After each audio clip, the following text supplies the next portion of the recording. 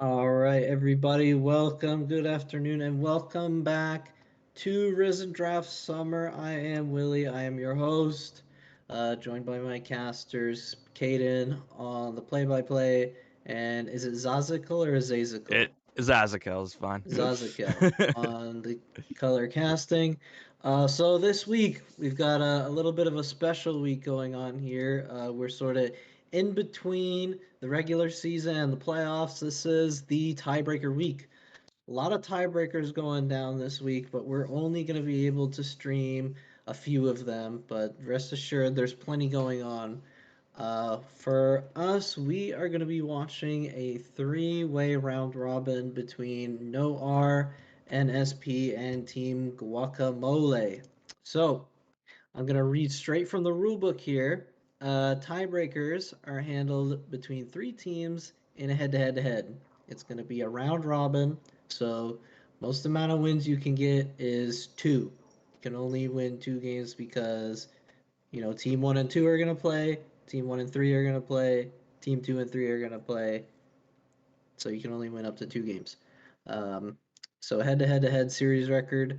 After that is overall season game record. So it's just the number of wins and losses each team has. So like if you have more 2-0 games, even though you're 3-3 in the season, if you've had a better performance in your best of threes, you'll get seeded higher.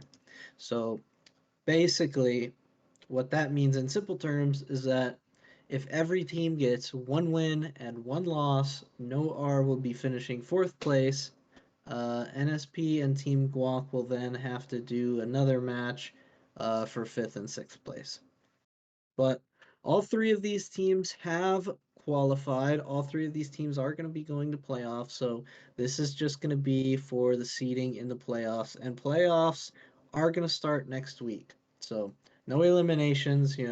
If some team wants to like kick back, try something new this week, it'll affect their seeding, but won't hurt their chances in the playoffs.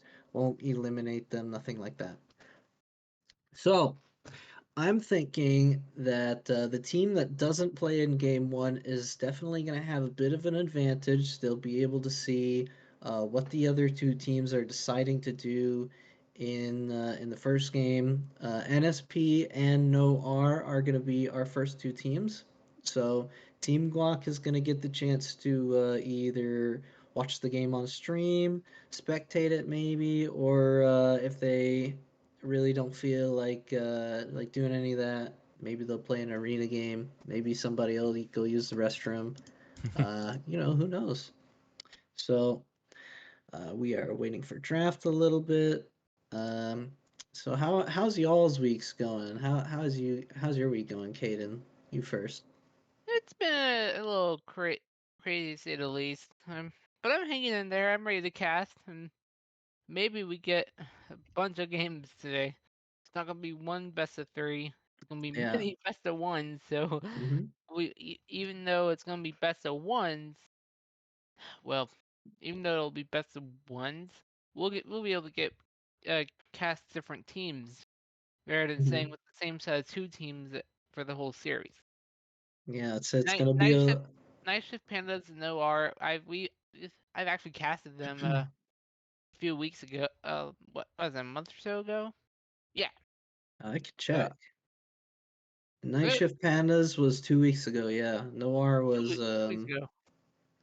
Noir we had on stream as well, but I that was also saw a Guac. I while think we ago. saw Guac on stream too. I remember casting them. Yes, sir. Guac, So I've Guac and Night Shift Pandas played against each other 2 weeks ago. So we casted them 2 weeks ago. Yeah. Mhm. so I'm thinking from a casting perspective, we should all be very well familiar with these. But unfortunately, Zydek is not here to cast with us. Uh, what is your? Let me just figure out. Zazel, Zazico, what is your opinion on these three teams that we might be seeing? So I think, especially since as Willie mentioned, playoffs are not it's not at risk here for any of these teams. So I think this is a perfect opportunity for all three of them to really try out some new drafts, maybe some new styles, really try to get some practice time in before playoffs hit next week, just because Mhm. none of them are going to be eliminated. It's just trying to determine the seeding at this point, right? So not there is you're not your whole season's not at risk here. So I think this is a perfect time for all three of these teams really to just step up in a new way and try to get some new strategies going, try to maybe experiment with some new drafts and see what works before playoffs kick off next week. So I think this is a perfect opportunity for all three of them, and I hope we definitely see some spice coming into these drafts here. Yeah, hopefully we see these teams really let loose, kick back, try some new stuff, maybe play a champion they've never played before, try a strategy they've never tried before. Um, but in any case, we are going to have 3 games guaranteed today, with a possible fourth game for that last tiebreaker for fifth place, if it comes down to that. So, gonna be a little bit longer today than we usually see. So, we're in for some exciting games, I think. Now, Zazuko, I heard you say before we came back in the stream here that you haven't done this for a while, but do you have a lot Yeah. of previous experience? Just with Risen Esports, I've casted for them for a bit before, but real life it catches up with you sometimes, so I had to step away for a little bit. But I am really happy to be back. I am very very excited to be here, and I'm like I said, just really hoping we get some good games right before playoffs. So yeah, that's all I got. All right, we're waiting on one more player here to join in on the code here. Um, Actually, looks like should we're missing Hopefully he'll be here two. soon. No, no, no. We've got No, we've got one player in the mhm. in the spectate. So there's 4 people and one person is just chilling there. All right. Um, Man, so yeah, we're just hanging out, chilling. Mhm. Does the chat have any questions? Chatters, ask us your questions. O- Don't make them too personal. Or what do you guys think of the new split, by the way, so The far? new- Oh yeah, Split 2. Oh, and Arena. Right. I've actually played some games in Oh, of course, Arena. Arena. I've only How I've can we played gotten one. up forget? past 1K LP on Arena, but the top players are already going past like 4,000. It's crazy. Oh boy, I only have tried Arena a couple times on the PBE, so I haven't even Mhm. been able to try it on live servers yet. Oh man. But uh, when you I've see like all the videos online of like a 10 or 100,000 health Ornn just kind of wandering around with Oh yeah, Sunfire and Orn what? got just burning disabled, people, bro. it's Orn got disabled, bro. They saw that stuff and they disabled that champion Oh, actually. looks like we have the fourth player here to join. Hey, Aiden, you played any Arena yet? I've only played one game on live. Never got to play it on the PBE, but I mean, I'm sure there's a way you can install the PBE at one point or another. But I've only played it one game on live. I actually really liked it. I managed to go first place with the Jackson Morgana. Yeah, So I hey, mean, this is like a fun game mode. It's sort of a little more competitive than ARAM, I would say, it's because probably of more the competitive than ladder.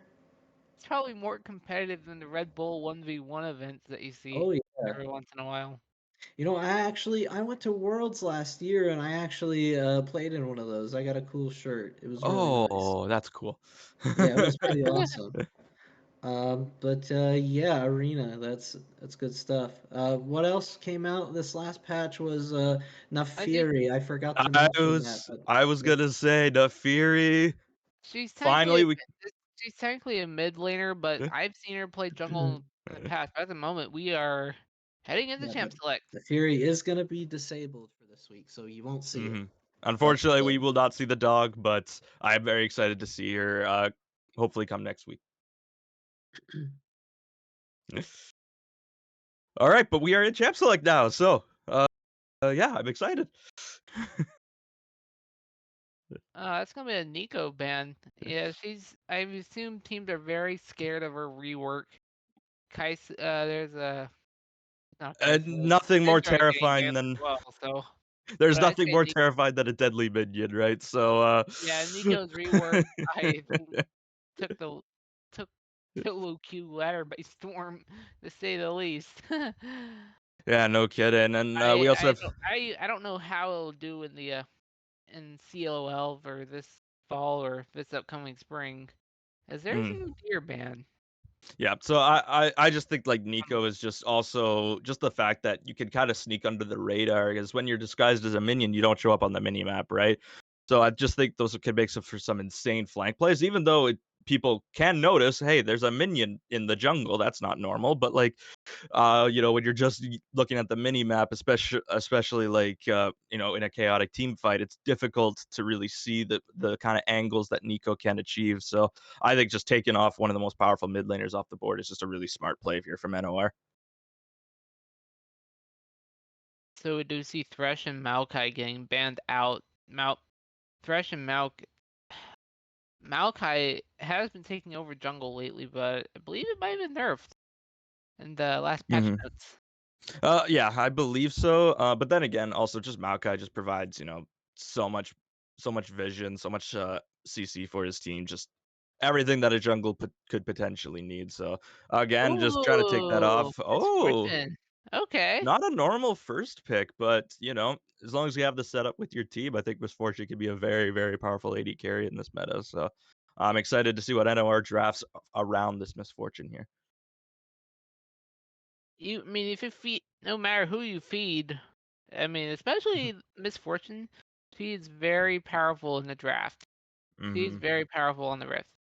As there's a Nautilus, so I'm surprised it's Ooh. not Blitz. I'm surprised it's not Blitzcrank because That, Blitzcrank, is a hook champion. I mean, hmm. there's Nautilus as well. There's Pike and Thresh is already banned, so Yeah. that's one hook champion gone with the Nautilus. Yeah. So Pike and Blitzcrank are still up. Hmm. Eh, That So of course the This Nautilus can potentially be flex, and yet yeah. you send the Ooh. Blitzcrank for it, as we do see Fully Bear getting Recent locked in too. Volibear buffs too. Yes.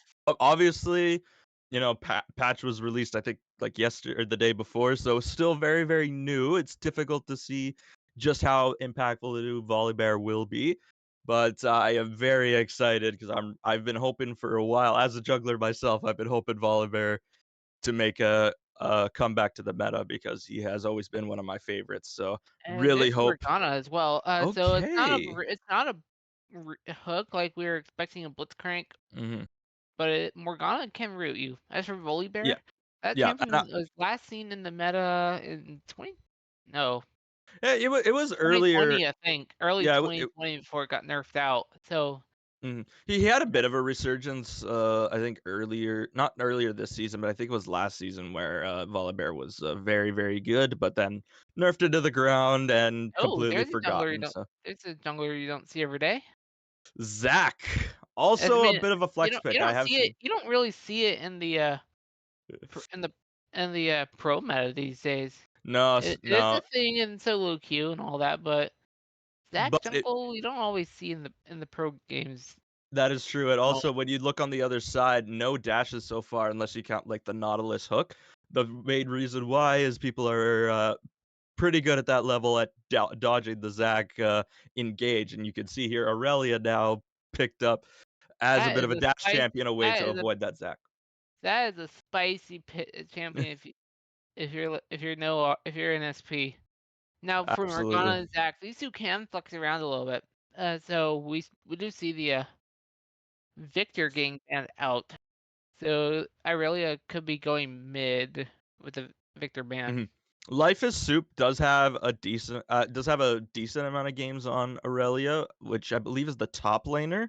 So it could be going towards the top lane, but again, it can always be a flex pick mid, no matter what. So we will just have to see where that goes. Just keeping the power of those flex picks is very early at this stage of the draft. So why But are I we also seeing want to. all these ADCs getting banned out? You have Zaya banned, Tristana's banned. What next? Is Caitlyn gonna get It's banned? Varus, of course. Var- Varys, yes, Varys actually has a probably has the longest range out of all the ADCs in the game. I mean, Absolutely. If you thought Caitlyn was bad, Varys is a lot worse. There's Absolutely. Ezreal getting locked in. All right. So looks like, yeah, just trying to round out with some solo laners on the other side. They're hovering set right now. Um, Ezreal pick is a little interesting. Also think it's a good pick into the Zac because once again, as long as you are holding your E as the Ezreal, the Zac should never technically hit you with his own E. So it's not necessarily a bad pick. Just I don't really know how it pairs up with the Nautilus, so just a little curious there. We'll see how that plays out in the lane. Ooh, so yeah, Noir has a lot of flex picks right now, but one thing we do know is that Oriana is a mid laner, Hmm. so Zac, Set, and the Morgana. Well, mostly the Set and Morgana can still flex around, but we I would don't know assume we this. don't know where everything is going.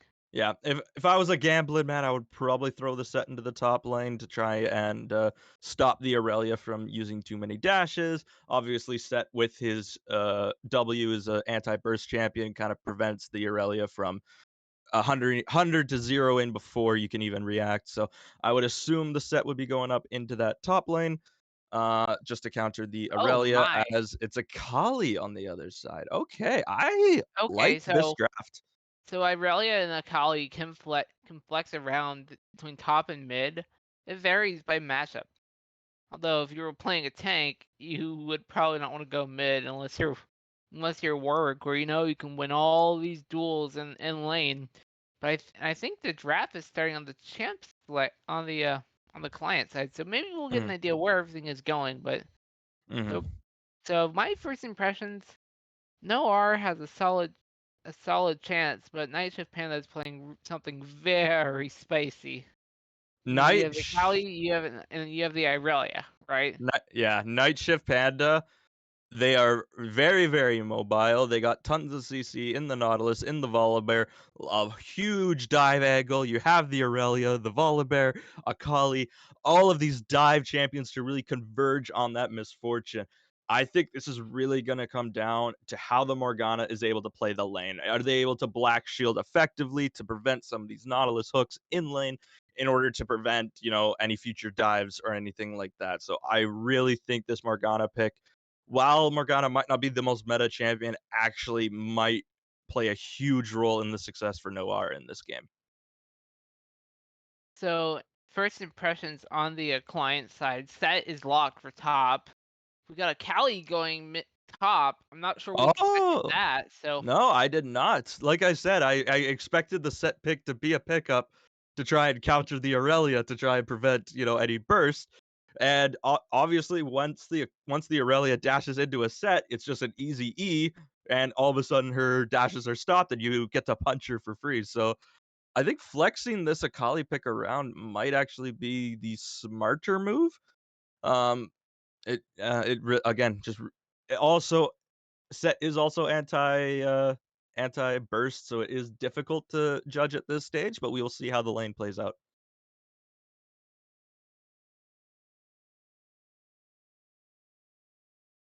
yeah, we're just gonna wait a little more, see Hmm. where these other picks are going. So Yeah. I can So assume based on the data we have, this is gonna be Misfortune and Morgana into Ezreal Nautilus. yes, I believe that'll be the case. So once again, especially in the lanes, we really need to keep tabs on Proxy 420 and see how they are able to pilot the Morgana. Are they going to be able to land those black shields in order to protect Admiral Levy or their AD carry, prevent these Nautilus hooks from landing, and we will just see how that plays out. Hopefully, you know. Um, that the sheer amount of dive and engage is very scary for the side of Night Shift Panda. So hopefully Noir will be able to play this very defensively, try to counter with their Zac for their own counter engage, and tons of peel with the set with the Morgana, and we will see if they effectively pilot that. Yeah, I'm very excited to see Volibear picked up. It's not a pick you see often anymore. From when Hmm. we saw it a lot in the pro meta around 2020 and 2021. Well, I don't But think it was new 2020. It was buffs. probably 2021 where it started popping up more often, but Yeah, absolutely. Volibear, well, it's, like I said, is one of my favorites. I'm really hoping he's making a return to the meta. I did not think the new buffs would be enough to push him into that, OP jungler status. Nevertheless, if he is picked up a couple times, here and there, I still think that is a very um, effective or a good step in the right direction. So I'm excited to see a Volibear in this matchup, and I really hope that it is piloted correctly because his clear time is so efficient. His ganks are amazing. His dive potential is the best out of any jungler. So I am very excited to see how this Volibear is able to impact the game. yeah, I'm very excited to see it too back in the pro meta. That's actually one of my favorites too. We're gonna head to a break, but when we return, we'll be ready for game one. No R versus Night Shift Pandas. See you there.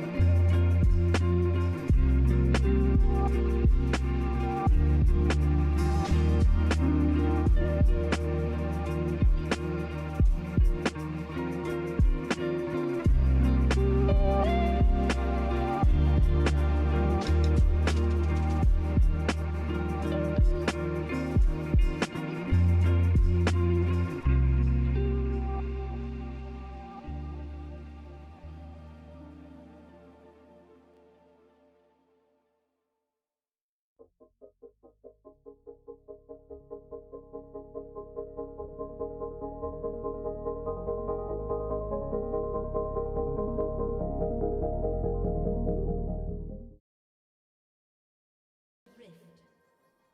as we get the welcome to Summoner's Rift messaging game, we join with what's it? We welcome. So indeed, welcome to Summoner's Rift. Noir on the left side, Knights of Pandas on the right. All right, looks like we have a. We are starting very early on a 5-man setup on this. They were expecting here. they were expecting the Nautilus invade, but unfortunately we do not get any spicy level 1s at this stage as Pandas just decide to we're just gonna 5 points. So unfortunately don't get any spicy level 1s, but and on the plus side, no one dies. So here we are.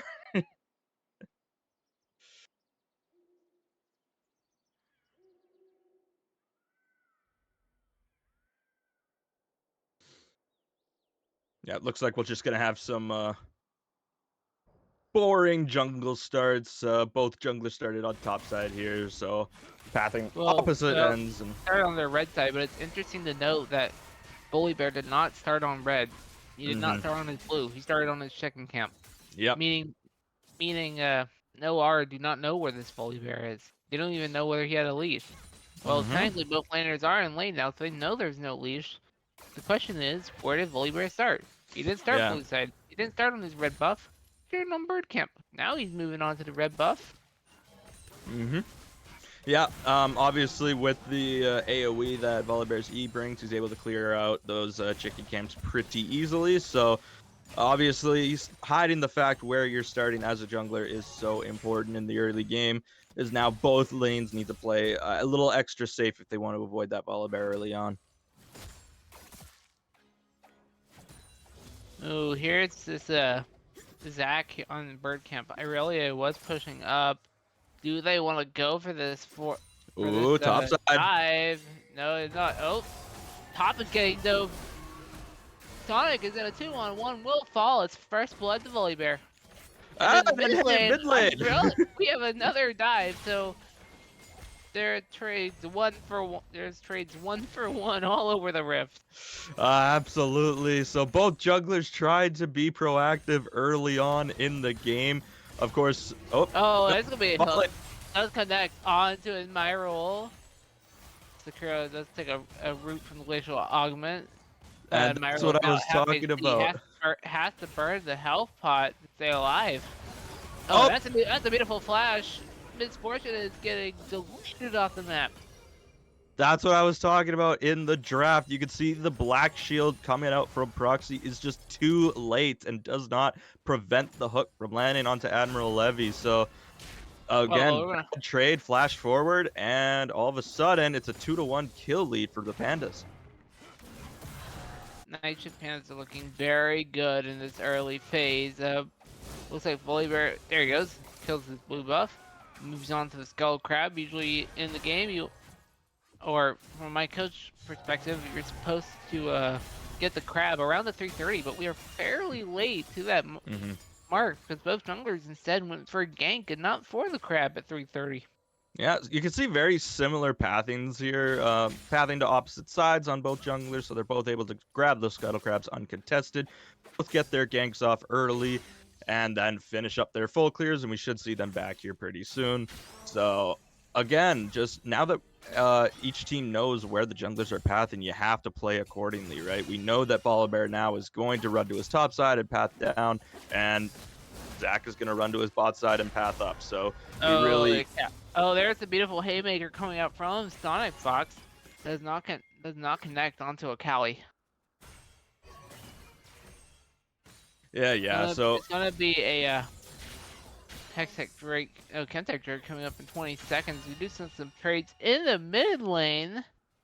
Oh, Tark barely got away with that. So again, just early trades. Right now, Life as Soup is a little struggling. That gank really did put them behind because now we can see at half health, not a lot of mana, and the waves on the opposite side. He is very vulnerable with no flash right now. It's gonna be a route onto Secure. Glacial Augment does connect. So we do see the Chill to Rocka emote. Both blue side laners are back in lane. So again, just especially without the flash down, just Life is Soup really needs to play careful. We can see Zac hovering around this mid lane right now, but so is Imox. Sonic is being pushed deeply into lane as I really stepping up. Life is Soup at half HP. They're diving all over the rep. Oh, gets deleted by the Orianna ball. And Tark is stepping up now. It's half HP. Oh, Zac jump just out. Here comes the root. You're airborne. See you later, Mux. Down you go. Orianna gets himself an unofficial double kill. So Tark just uses the level 6 power spike to full advantage. Life is Soup struggling still at level 5. Wave on the opposite side just makes way for an easy shock wave. There is no flash, no way to escape, and then Imox trying to save his mid laner will suffer for it. Well played by Tark. Great counter gate there by Akesa, and just well played for the side of Noir. Chem check trick is up, but both teams do not have an equal advantage to go for it. Yes, Noir is up a kill. Their jungler is pathing bot, so there's potential that maybe this Volibear could be ganking the bot lane, and then going after Drag. Yeah, especially early. Here comes a roam from Irelia. Yeah, I do we not will think this see. set is aware, and he's gonna get ganked. Yeah, and There's no Akesa is a bit in the too river. far He away. has no clue. Here's the Irelia. Akali's gonna step up. Gonna land her one charge of her ult. Land second charge of her ult. Stun comes out. Sets ult. It gets used, but Life is Soup is first to set down. Meanwhile, in bot side, Dragon is being started up for the trade. Yeah, and Zac on top side, just with the wave pushed in bot, there's just no way to contest this. Tark is moving down into the river just to see if this dragon. He knows it's up. Yep, there's gonna be a ward being placed, but it's too little, too late. Dragon goes down. I tried a little cheeky shockwave there, seeing if it would be enough to steal the dragon, but Imox, really smart play, just waiting for that health to be below 600, guaranteeing the smite, just not taking any chances. Well played over to the side of Night Shift Pandas, and we will see how this dragon stacking starts to apply, because with a winning bot lane, it becomes really easy to start stacking these dragons early on. Oh, Life is Soup is low on mana. Tark is using a beautiful stun onto Life is Soup, but Life is Soup gets away. Yeah, just not wanting to push up too far. I think Tark just trying to play his True advantage. Shot Barrage that did come out. Morgana gets away safely, so True Shot Barrage doesn't really find value. May have also just be he's looking to push the wave. That is a very common Ezreal tactic, just looking to push that wave quick and get a recall timer off. But here's Zac. Volibear sneaking into the jungle. Zac has jump. Is diving the Nautilus. It's gonna be a 2 versus 1 onto the Nautilus. Here comes the Ignite onto Admiral. The Kurokai is getting bursted down by the Zac and the Misfortune. Kurokai falls below half HP. He has to break the flash. No. Zac does die. Question is, can he be finished off? So this passes his life Guardian's Angel, but no, Zac will fall. And we do see the Rampus thumbs up. And this is going to be so punishing for Akesa, as we can see Imox in his jungle just taking away some of those camps. And this is going to likely mean Rift Herald as well. With the jungler down and Zac's passive down, he loses a lot of value. And you can see now with the top lane priority, Quicksings has already moved into the river. This might just be a free Rift Herald here for the side of No Ship Pandas. And there's no camps for Zac the Farm either. There's an on the way ping targeted towards Rift Herald. Zac is on the way. Oh, Zac, scuttle fight. They're gonna fight over the Rift. There goes the smite down. Oh, Mox goes airborne. Tarkus first move. Down. It's 2 versus 1. Shelly is up. Shelly's not aggroed yet, so she can't join the fight. Both these laners stepping out of range. Here comes the Volibear ult. Q stun does connect. Here comes the E as well. Oh, that was a beautiful shockwave. Mox is down the half HP. Here comes a flash from. Here comes a flash from the Akali and the Irelia. They are chasing after Sonic. Bully Bear goes down. Oh boy. Orange gets traded. We have fights all over the rift. It's 3-for-1 for for No no R, R, yeah. and they're going for Shelly as well as the reward. Absolutely. You kill 3 of the enemy team, their entire top side is down. What turned that fight is the roam up from Proxy 420, as all of a sudden what seemed like a fair 3v3 turned into a 4v3. Admiral Levy's kind of left to his own devices here in bot lane though, so he may suffer because of it. They're in a 2 versus 1 actually. It's a misfortune against both of the bot laners. Yeah, so they opt not to dive, so Admiral Levy not going to lose too much from this unless they look for the dive now, but he is just going to back off. You do have bullet time up, so maybe you can force a fight under turret if you really want to do that. Proxy 420 is on the way towards bot. There's potential for a 3 versus 2v3. Of course, there is a massive farm difference over to Tay right now. Just Admiral Levy, just that early kill, obviously setting them back quite a bit in this bot lane. So Tay right now is just the stronger AD carry. You can already see a full item up as well. Stacking that tier pretty early is going to be a very, very dangerous Ezreal come this next dragon fight, I believe. You can also see 3 plates have gone over to him as well. So. Ooh. Zach is here. They do find a control ward. Find a stealth ward. Ooh, Ezreal's Q did not find anything there. That's very unfortunate. Meanwhile, Absolutely. in mid lane, looks like Zach is on the way. Does jump onto the chicken camp. Oh, Life is Super getting burned down to half HP. It's being pushed under their turret. This could be a free kill for Targ if they play it right. Absolutely. Again, this Aurelia just really struggling. We'd see a binding land, but unfortunately not much to follow up from there. Oh, Zach is going over after the Skull Crab. Dragon is up in 3 seconds. Dragon is now up and ripe for the taking. Skull Crab can go over. Question is, does Axie realize they're on a ward? No, they don't. Dragon is being started up. It looks like Night Shift Pandas are going to try to punish Axie if they can't finish the dragon time. Yeah, unfortunately, the stronger bot lane means a stronger dragon fight. We will see if. Oh, yeah, they just have to disengage for now. Yeah, they have to give it up. Ooh, could see bullet time. Could see a bullet time. They don't have vision of the dragon. There goes bullet time. Shelly is out. Does get the dragon. Does not get the dragon. Goes over. Meantime, Shelly is pushing mid. Does land the charge. Mid lane turrets down to 1 plate. Meantime, Tay and Proxy are just dueling each other. Nice E and Q connect onto the Proxy, and Proxy will fall. Solo kill from an ADC. You don't see that too often, but Tay farming extremely well in this match. You can see over 40 CS up on his counterpart. Just Tay has had full control over this lane, and you just cannot contest those objectives when the corresponding lane is just so much stronger. Like, we could see Akeza trying to start up that dragon, but Tay is just so far ahead of Admiral Levy at this point of the game that you just cannot contest those objectives and expect to win. Just Tay will wreak havoc upon you way more than Admiral Levy will. So really good rotate there from No Ship Panda bot lane. Oh, here we go. It's gonna be another 2v1 and bot. And Myro's just trading some damage abilities over. Callie is gonna take a cheater recall. Already has the Stag Shiv, which means faster wave clear and faster pushing.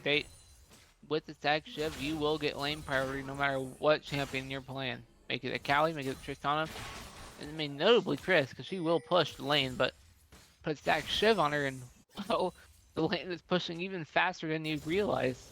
Oh yeah, I've seen some weird static shift tech come out. I've seen AP Pike mid was like a thing where you just. Oh, that's some nice trades with the Orion ball placement. Here comes Zach in top lane. Kixon's getting ganked. Oh, does have to burn the flash from the Zach. Callie does make it out alive.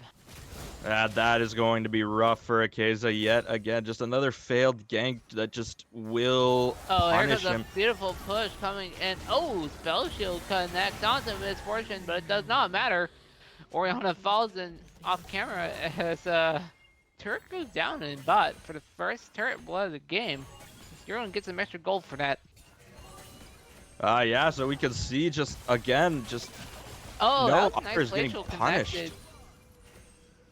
Yeah, no R is just getting punished on multiple ends of the map. You can see the gank top failing, putting Zac behind, losing his flash and his ultimate, and now you can't even walk into your own jungle. Oh, yeah, you don't want to be ganked in your own jungle. Oh, that was a beautiful flash. Turret takes out the Callie. Imox is just wreaking havoc right now. Meantime, in bot side, Misfortune just falls. As you're getting a 2v2 gank. You can gank onto Mox. Mox will have to back away. Oh, gets knocked up airborne. Mox is below 10% HP. Mox is being chased. Mox is at 5%. Mox is gone. Meantime, Sakura may not be so lucky. They are being chased out of their own jungle. Dark is being has to burn the ignite. Tark survives thanks to the spell shield. Sakura Kai is being chased for the vision code. Sakura Kai goes down 10 HP, still survives somehow. Tay is being chased down. Bullet time goes out, gets interrupted. And Life is Soup manages to hang on. Okay, that was likely the longest jungle fight I think I've ever seen.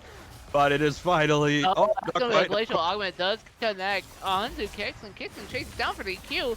Axie is being chased out of their own jungle. Axie is going back to the fountain. Yeah, like I said, that punishment from using the flash topside and the ult, just Akeza now just so little impact now. Just really difficult to do anything. Imox maybe staying a little bit too much. He did too long, I should say. He did earn himself the double kill, but then the overstay, and he does get punished for it. But so far, 3,000 gold in the lead for Night Shift Pandas, just really making their presence be felt here in this game. Like, that Ezreal just gets bursted down by the Oriana. Why did I compliment them? That was my fault, guys. I don't know. I shouldn't have complimented them.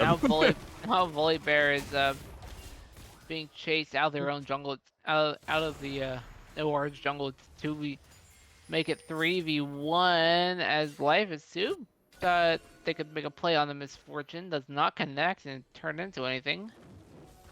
Dragon is now up in 4 seconds. It's going to actually be a Hextech Dragon that we're seeing, and not an Infernal Dragon.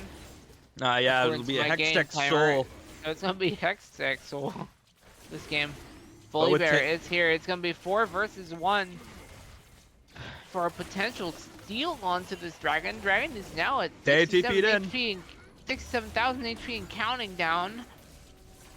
Mox is being discovers all of these wards in the blue side jungle camp. And the Dragon Pit cannot do really a whole lot about it. Dragon is at 2,700 HP and counting. Dragon resets. That is very unfortunate. Can no R pull this back? No, they can't. But they are here. It is potentially 4 for.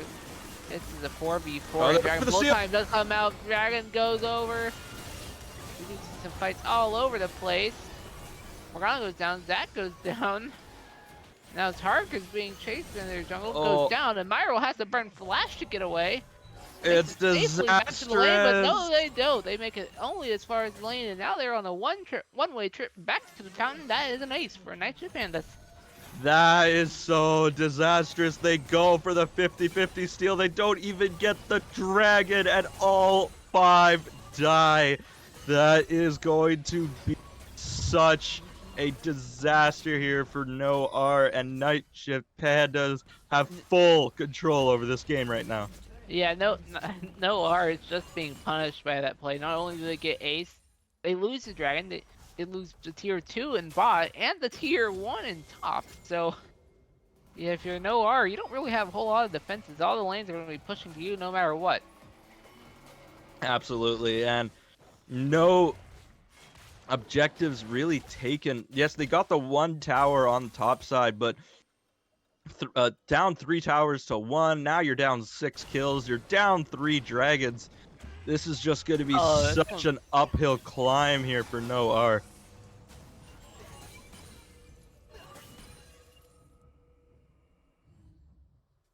It looks like both teams are really trying to play around mid. There's a question mark ping coming out in top river. There's on the way ping going towards this Irelia. It's going to be potentially a 3 versus 1 onto this Irelia. But the laners make it to mid. Make it to bot, actually. And Aurelia she is just runs safely away. Aurelia is safely away. Both bot laners from Night Shift Pandas are moving up towards Baron. Mox is here as well. If you're Night Shift Pandas, you might as well go for the Baron. But no, they're saying that Baron is not the right time to do Baron at the moment. Yeah, Imox is just kind of out for blood right now. You can see him in the enemy jungle just trying to find some people, and here he goes! Oh, that's a beautiful jump. Billy Bear's ulting. Proxy's caught. Has to burn the stopwatch. Proxy staying alive somehow in lane. This time Sonic Fox lands a beautiful haymaker, but is taken down 3 versus 1. Tay is being chased into the mid lane, makes it to 10% HP, has to burn flash. As Nautilus falls, Tay will go down too. We have fights all over the rift. Bullet time coming out. Does get the trade. It is a triple kill for Admiral. And that means you are going to Baron as a result. You cannot greed like that, guys. Oh my goodness, they go for the tower dive, and it costs them dearly. They jump directly into the bullet time from Admiral. Levy, who was 0-3 just a second ago, picks up the triple kill, and all of a sudden, this game does not seem so lost. Baron is up. Kixlings is here. It's in a 2 versus 1 in Baron. Myral is at half HP, takes a Baron aggro. Now it's going to be 4 versus 1 in Baron. Baron gets attacked. Aggro connects onto the Akali. Akali will fall. Tay is being chased away. Haymaker lands. Oh, that was beautiful. Tay is being bursted down by the set. Here comes the Zac jump. Oh, has a flat E coming out, having to be used. As meantime, Sonic is in a 2 versus 1. Haymaker comes out. You are gone, my friend. Sorry about that. Orianna is being chased down too. This is also going to be turrets. So there is no. No, Akia has to use. Spellshield has to be used to keep Acia alive. Turret and top mid tier 1 goes down as well. All right, and a lot of the action. end of the fight. Fights all over the place, and somehow Baron remains alive. Lot of action, lot of back and forth. What seemed not lost a second ago is not completely lost. It was still a big fight earlier here for the side of Noir, but Tay still almost 100 CS up over his counterpart. Just a full item ahead of them as well. Just will be outputting so much more damage in these team fights. He has to be a priority target, but with the safety of the Ezreal E is going to be so difficult for Noir to actually lock down and kill this Ezreal. But Dragon Soul on the line. We will see what happens. This likely will be the last big fight of the game. Hextech Drake is up and right for the taking. Hextech Drake is getting... No, it's not being aggroed. Everyone is moving into the mid lane. Everyone is here. Glacial Alchemy does connect on to Gixlings. Is somehow alive. Still alive. Dragon is now being aggroed out by Night Shift Pandas. Dragon is chasing no R. Gixlings is alone in the 4 versus 1. Dragon now 800 HP and counting down. Oh, that's gonna be nice. Zac jump does connect on to Life and Soup. Life and Soup is at half HP. Oh, there are fights all over the place. Really is going down.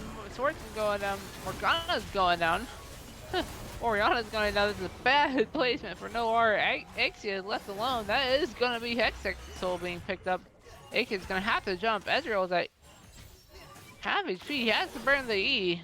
Oh, Ezreal gets there it down. That is an ace for Noir. It's a 5 for 1.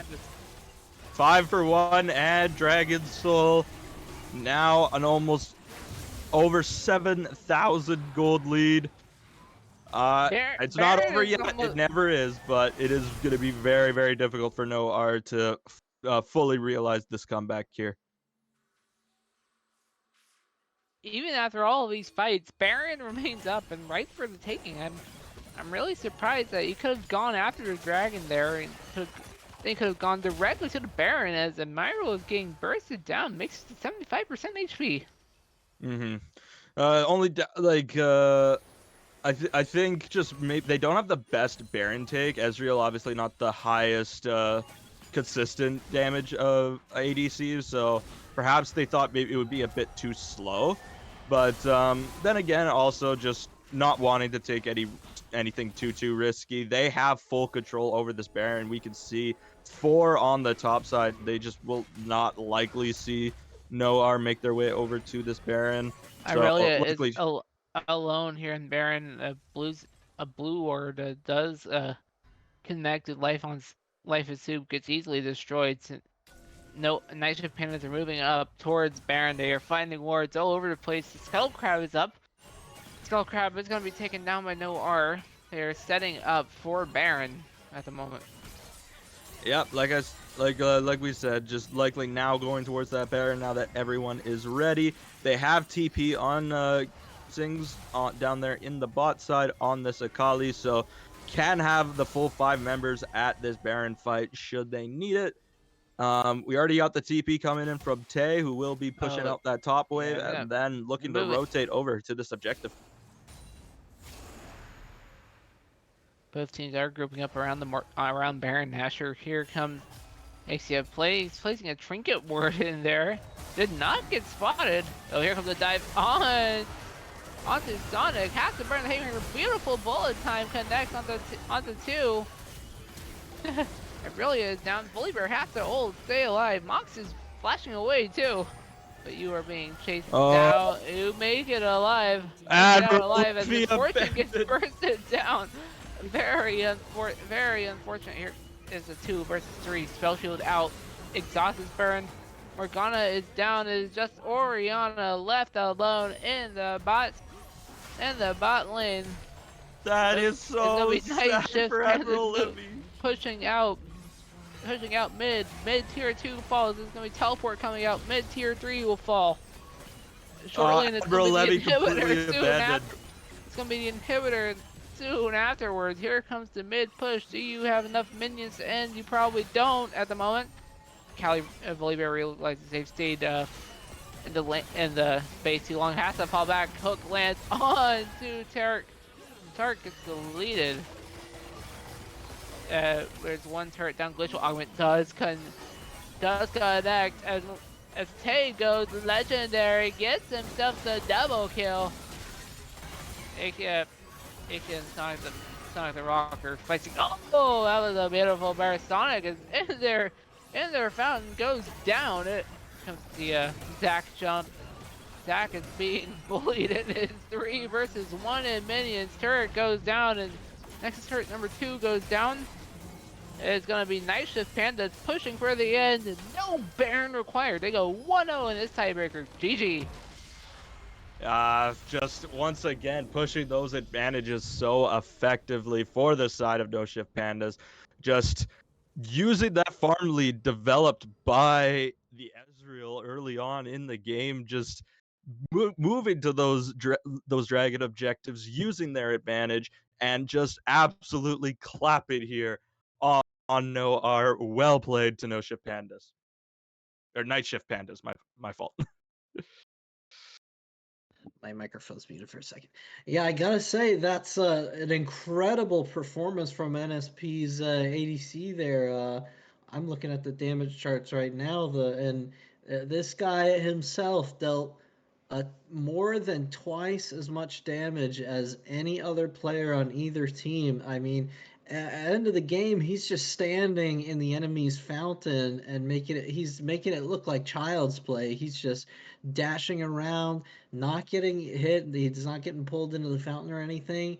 And you could really see in a lot of those fights, his positioning and his play in a lot of those fights were what was giving his team the edge. He was by himself as a marksman, cutting people off from joining up with their team.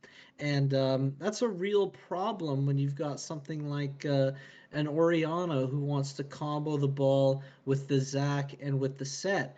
When the Oriana can't join up with her team, her power is kind of it's weakened a lot because you really want to get that wombo going with the shockwave, the nice Oriana all layered on top of the Zac slingshot. And I mean, it's just really impressive to see an ADC be able to do that by himself.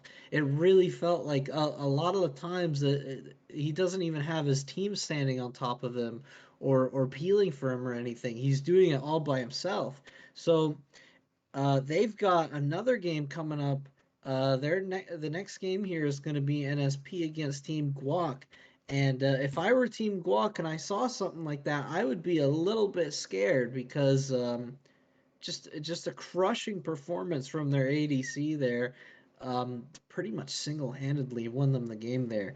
That amount of dragons you get in that game there, getting the soul, that's not possible. It's not possible to get it that soon if you don't have a bot lane that's winning pretty heavily, or if your jungler isn't able to like sneak a couple early, right? Hmm. So just the fact that their ADC can perform like that, and it just gives his team so much like free space to make decisions about what they want to do.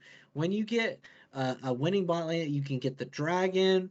You can leave the ADC alone, have the support go top side, maybe push for a herald. If you get the early tower, that's a ton more gold. So really, we're gonna just have to see how Team Guac decides to deal with that ADC, or if they choose to say like, "Hey, that was a one-time thing, and it's not gonna happen against us," and they'll just stick to their whatever game plan they went with already.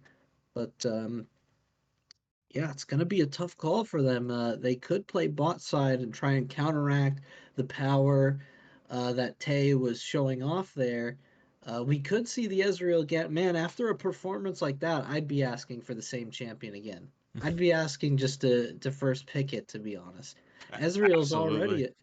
already, because Ezreal's already a pretty safe pick, and he made it look super powerful there too as well. So um, maybe not a first pick, but a round two or three pick. When you pick your bot lane, your ADC and support, I might just pick it up since I think NSP is going to be blue side this time, right?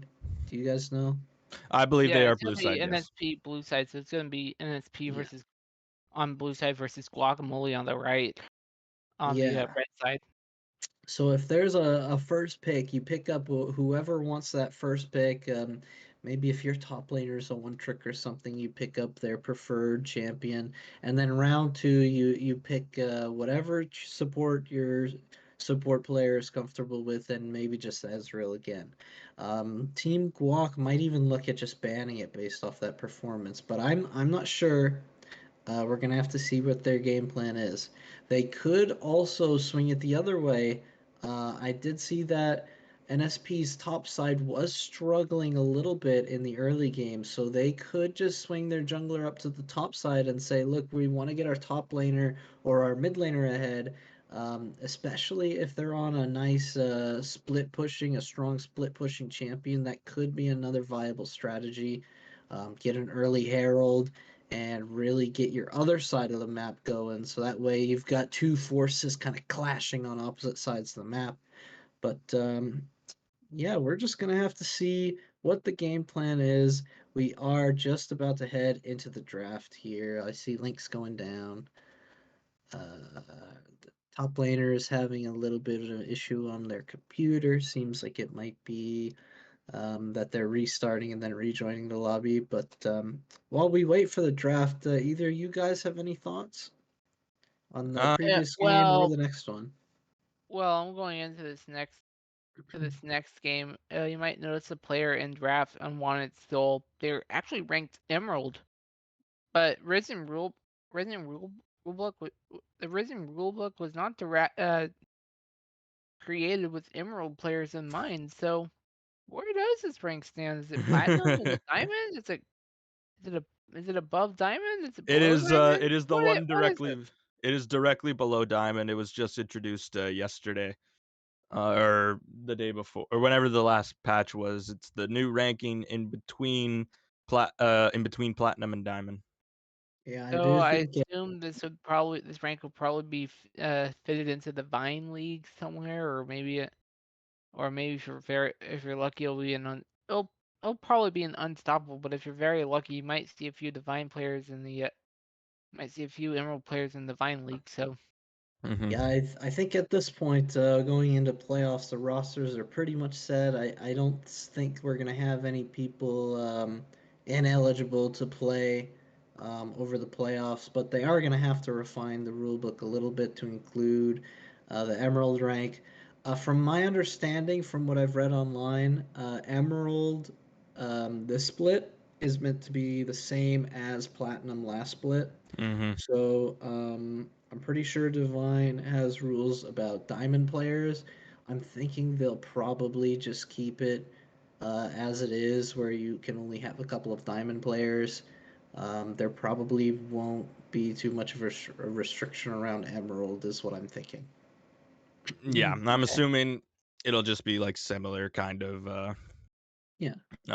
rankings. So um, I'm I'm also assuming by next split the rules will be adjusted accordingly, and not too stressed about that. But going into this game, after seeing the performance put on by Night Shift Pandas, I think that Team Guacamole, they really need to find a way to limit that bot lane, because as we mentioned, that early 2v2 kill with Sukurake on the Nautilus, flash it in and picking up that kill, just absolutely won the lane for them, and Tay was able to just pop off. Like, he had almost 100 CS lead, was a full item up, and just absolutely smashing these team fights. So I think that the jungler for Team Guacamole really just needs to find a way to impact that lane early to limit that obvious win con that is on Night Shift Pandas.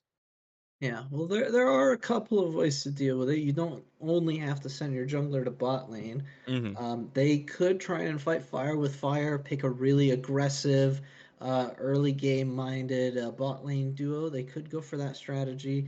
Another strategy is the more passive one. You pick a really safe ADC. Um, I don't know, maybe something like a Tristana, um, Caitlyn, maybe? I'm not sure. Which ones are the safest? I'm not Yeah, really Tristana, sure. Tristana, I feel like is more aggressive. The dive in, Yeah, kill it's them more before they kill you, and dive back jumps. out. Yeah, the I would jumps say more like with yeah, yeah, Caitlyn. I would say like more like the Caitlyn's, more the Sivir, or any of these long Silver's a good range. call. Yeah, Yeah, any of these long range defensive tool option ADCs could perhaps be the angle. Anything with any self peel, so maybe like a Zaya or something like that, just to keep yourself protected, could be a very good option as well. So really, there are multiple ways to try and shut down this bot lane. But I don't know, maybe me personally, as a juggler, I always just prefer the I am going to gank that lane until they die, and that's my strategy. yeah. And then it you looks have a like we're couple seeing of. Sorry, go ahead. a bunch of R's in drafts, so Champ Select should be starting up pretty shortly. Yeah, pretty soon here. Yeah, but there's also options for what you want to do in the support role. You could go for a hook champion. You could go for something not quite a hook champion, but that can deal with hook champions, like the Braum. Braum's always a good choice into Oh, hook champions. You can jump in front of he your and ADC. he's such a good guy too. So. That too, yeah. Or you could pick the Enchanter and really rely on your ADC skills, but Mm. that's kind of hard to deal with if your ADC gets gapped. You could also just pick a really nice roaming champion with the passive ADC. But we are getting into draft here, so I'll let you two take it away from here. We're Thank you, starting Willie. instantly with the Maokai ban. I'm not sure whether Guac is scared of a OTP or if it's just a meta pick at the moment, but it's gone either way. It looks Hmm. like we do see a new deer being covered. That's for Guac. It's gone. J4 is getting gone. Is being deleted by Night Shift Pandas. A lot of jungle bands right now. really trying to limit the options to make early plays. So not necessarily a bad thing, but obviously. Oh, Oh, and yeah, Nico. there's the meta ban. There's the meta ban.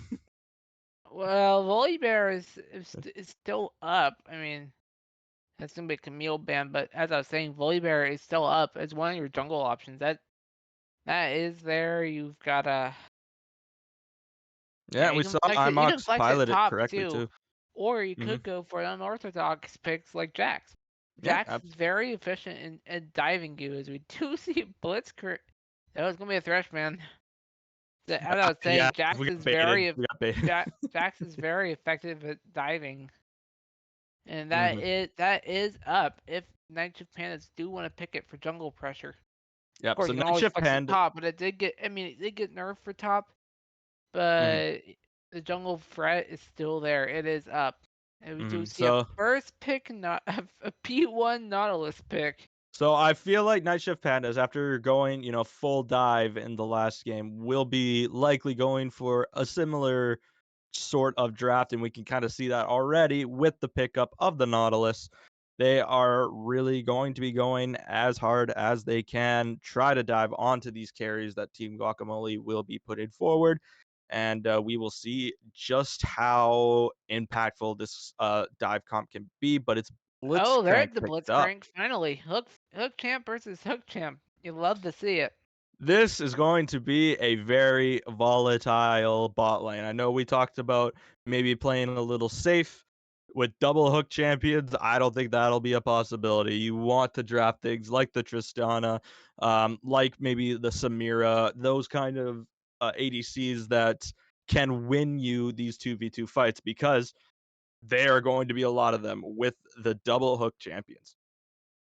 And now we do see Sedge being picked up. Sejuani is very efficient in crowd control with a W. It's gonna be Trundle locked in. Oh, So my Trundle boy is Trundle. he hasn't been seen in the meta in quite a long time. Trundle is very efficient at taking down any tank with Divine Thunder. Hmm. I mean anyone is on the fighters, but He in is the particularly anti-tank champion. Trundle is perfect if you're wanting to go after tanks. Absolutely. Question You is, what picked else two. do you pick? You can go. You can also build Kraken Slayer on Zen, which is also pretty efficient. As we do see a Garen. Uh-oh. Okay, so that is a bit of That's a a little bit curious unorthodox. pick this early on in the draft, but I was Very going to just touch on this Trundle real quick. Obviously, when you pick two tanks on the opposite side, Trundle all of a sudden his value just shoots through the roof. So I think a very good pickup here for Night Shift Pandas, and we will see just how IMOX is able to pilot it. I was about to say, there's eh, no way we see a Teemo, right? Like, okay, no, it is going to be a maybe not here. Darius. But yeah, Garen is pick that's unorthodox. Yes, it's very popular, and you pretty much have to spin the win on that champ. Doesn't matter what position you play with it. Jungle, top, mid. Doesn't matter where Garen goes. You just spin your way to victory.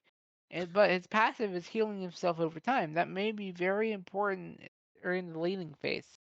Hmm. No Ezreal is getting ADCs banned picked up. out. Oh no.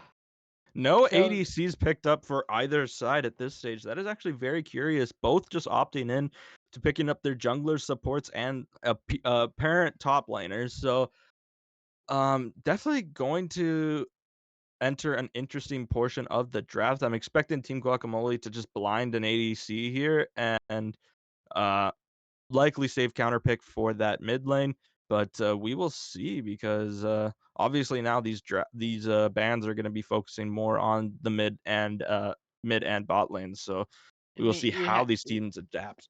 you had Ezreal that did very well for that did very well in Night Shift Pandas. It is gone. They already gone too, and now you see Kaisa. So a lot of these burst pick ADC picks, they're gone. Hmm. So Team Guac, you got to blind something here. Like I said, I would likely just want to blind your ADC. Again, try to pair it with something that can take advantage of Blitzcrank's aggressiveness. So you kind Tristana of is up, so maybe that is the play. But no, mm, it's gonna be the gonna be misfortune again. misfortune. Night Uh, Shift Pandas Let's see. Noir actually picked the Misfortune up, I believe, last game. Yeah. So, It didn't do. It was a solid pick, and I'm not a although they big didn't get a fan of win the. with it. I'm not a big fan of this Misfortune here. Samira, like I said, pick one of these aggressive ADCs because it pairs so well with the aggressive supports that we have in this bot lane. But Misfortune, no mobility into a Trundle pillar is one of the most terrifying things for an ADC because that Trundle pillar, if you cannot dash over it and you do not have flash, it will absolutely keep you there for about 4 or 5 seconds because you Well, then have to walk around it insanely slowed. So that is going to ooh, be very difficult for the Misfortune. Oh boy, Cassiopeia. Wow. I mean, in draft league you see a lot of different rank levels, but then again, the hero picks are also unorthodox. I mean, you can only affect your seeding at this point. Everyone is guaranteed in the playoffs, but it's where do you stand in the bracket? Mm-hmm. So, like I said, I'm really Oh, excited for this Samira pickup. I think it pairs super well with the Nautilus, nope. taking advantage of that aggressiveness. And it's going to be Oriana, going to be played into the Cassiopeia. Well, Oriana, you saw last game. She has great zone control. You can throw her ball anywhere out there, and with the right button combinations, you can burst players down. Mm-hmm. Very, very, very interesting drafts. I'm still a little surprised by the Garen pickup in the first round of like the first round of picks. Especially just as a general rule, you want to be saving your top laner for later on. We could get a few more bans out or try to save that counter pick for later on, especially in a lane that is as long as top lane. So I'm definitely a bit curious there, and obviously Team Guacamole just responding with their own counter picks here. Able to counterpick both the top lane and the mid lane, which are the most important roles for counter picks. So very, very interesting drafts. We know how strong Night Shift Pandas can be. We saw them display their dominance in their last game, but just giving it over so many counter picks and allowing Team Guacamole to see what they're playing into before they make their own selection is actually, I think, going to be a bit of an advantage to Team Guacamole. But we will see just how they play. Yeah, so my impression of the game, while Guac will get advantages in the counter picks, it's really going to come out to how this Trundle is going to take advantage of the tanks on the roster. Mm-hmm. With the Sed, with a Darius, with a Blitzcrank even, assuming you build Absolutely. tank on that. So Trundle gets very good value in this draft. And I really want to see how Team Guacamole Jungler will react to this because normal Sejuani runes will likely have you running Aftershock, but just because of the MR and armor that it provides, all of a sudden, all of that could just be taken by the Trundle if he times his ult correctly. So I actually think maybe going for something a little unorthodox on the Sejuani, maybe something along the lines of Glacial Augment, maybe just leaning into that CC aspect more than the tankiness aspect, will probably hinder the Trundle a little bit more. But then again, it's also not the most optimal rune on Sejuani. So you have to like weigh the pros and cons of this and decide if you want to be more tanky in order to let Trundle steal more tankiness or uh, try to limit the full potential of that Trundle R. Yeah, it looks like we had to wait for a couple minutes just because there was someone had to step away for a second for to use the restroom, but we are back. We are entering client side draft, but as we enter client side draft, I am going to send it over back to a break, but bef- we will return for the second game, Night Shift Pandas versus Guac. See you there.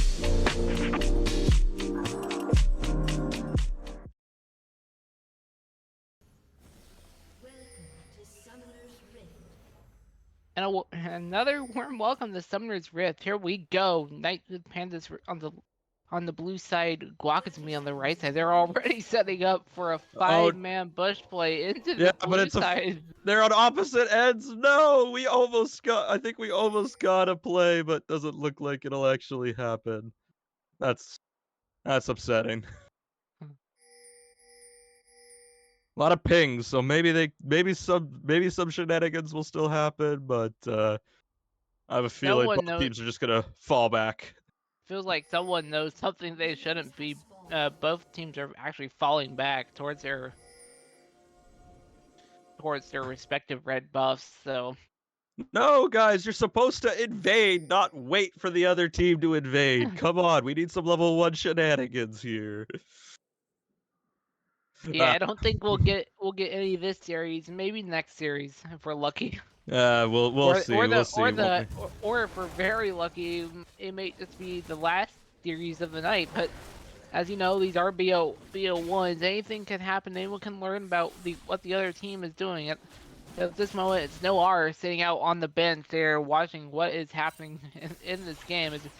As both sides start on their red buffs, they're going to go directly into their Golem camp. And we do Mm-hmm. have Blitzcrank who took, I'm not sure if I'm able to tell what he took. Yeah, he took Q on level 1, so you do have the hook potential. Absolutely.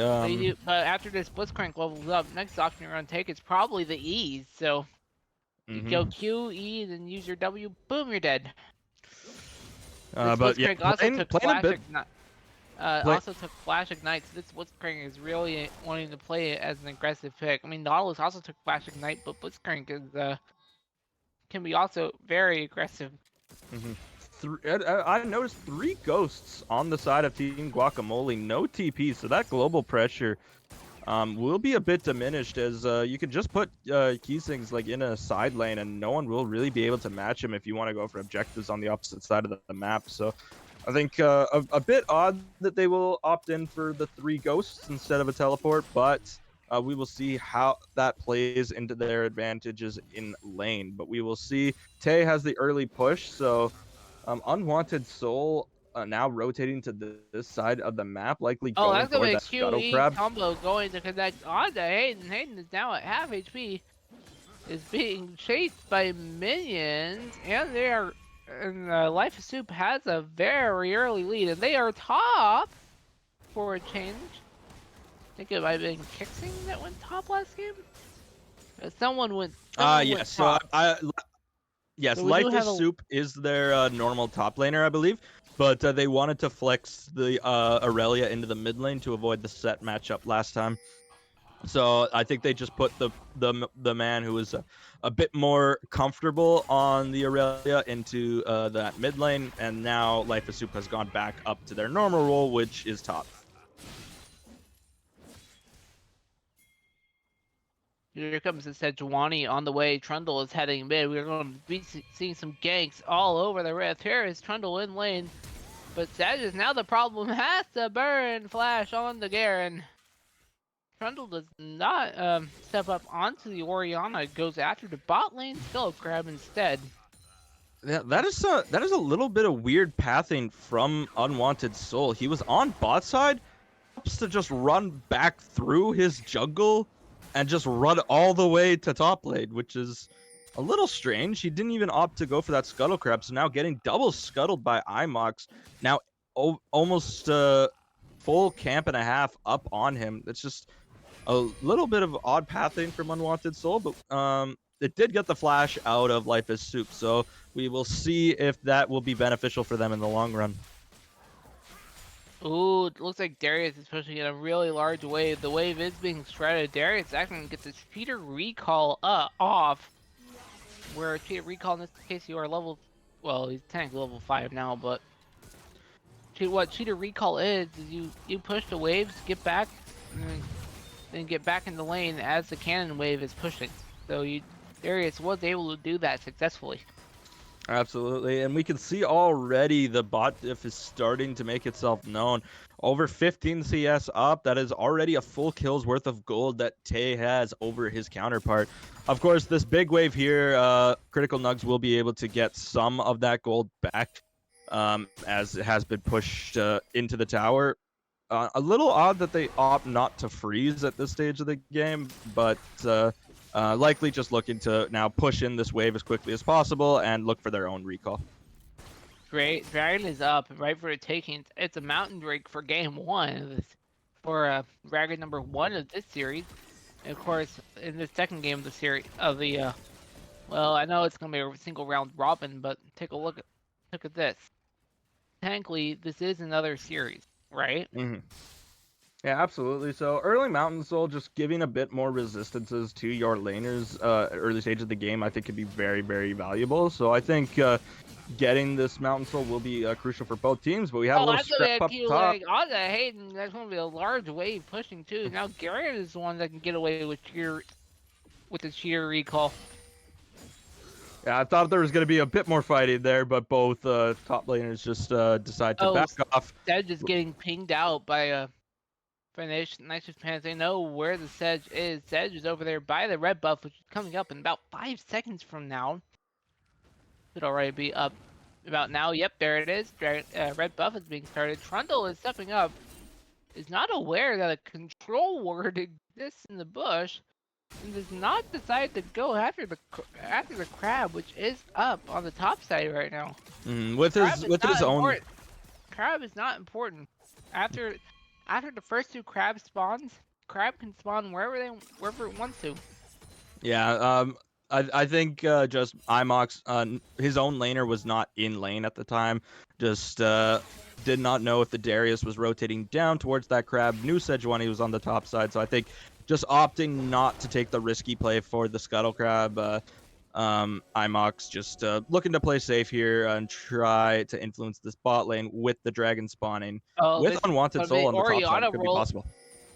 Bess is rotating down to bot side. They are here. They are ready to take a fight. This could potentially be a 2 versus 3 opportunity in River. Now it's gonna be a 3 versus 3 in bot as First Blood is onto the Garen. And Darius manages to get First Blood for their team.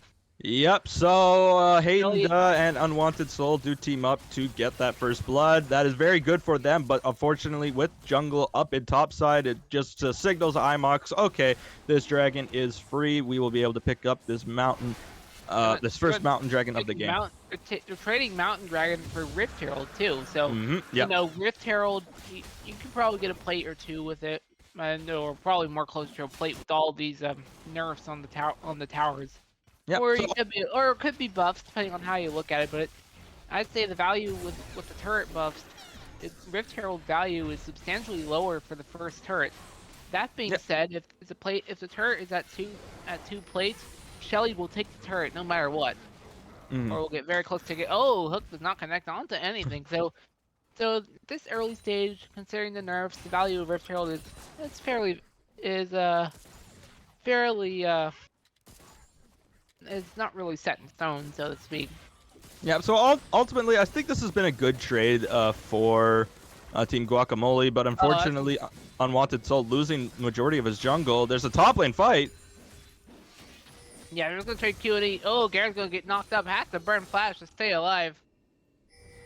Oh boy, but now we can see Unwanted Soul now sees his entire jungle was taken in response to him taking that Rift Herald. So now that is a little sad for him. He was not able to counter jungle on the other side at all, but overall, still not a bad trade. Taking up that Rift Herald and First Blood in exchange for a dragon is not bad, but Life is Soup just trying to walk on eggshells here as Hayden does just waited in the bush. Oh, they're now they're going bot lane's gonna take a back. We may see a question mark ping come out from the Misfortune. No, actually the bot lane did not back at all. They are here. They are actually waiting for a bush gank. Misfortune is not aware. Here comes the flash. Oh, flash does connect. Root and Airborne do connect. That's gonna be the flash onto the Misfortune. Has to dash to get out of there. Has to ghost to get out of there. Both mobility summoners are gone. And we can see Tae and Sukure just once again demonstrating their bot lane prowess, but Charmworth, you do not do damage, my friend. You should not be trying to start a fight here, but is able to walk away. And his ADC now walking back to lane. We will see just how much Critical Nugs will be able to turn this lane around, but right now, significant advantage to take. Mox barely got out. got out there alive with the Oriana placement. You have to watch where the ball is being placed on Ori at the moment. And now we can see just how good farming Tay has. Almost 10 CS a minute. Has already picked up that Dustblade of Drakthar with not even a single kill to his name. So just farming so efficiently just already puts him at such a significant advantage. Oh, Saj, you know you're not gonna get that blue buff. It's gone. I'm sorry.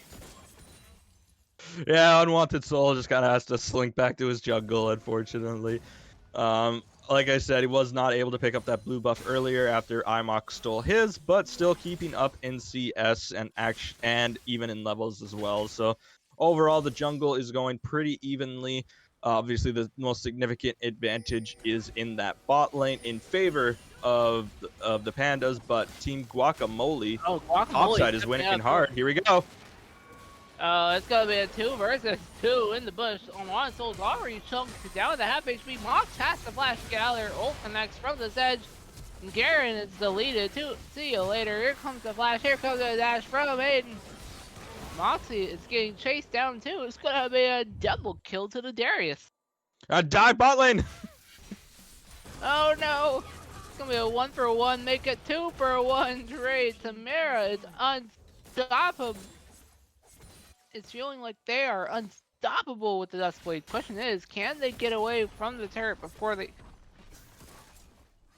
They should be able to get away from this turret. Yeah, they're just gonna go over to their bush and take a recall.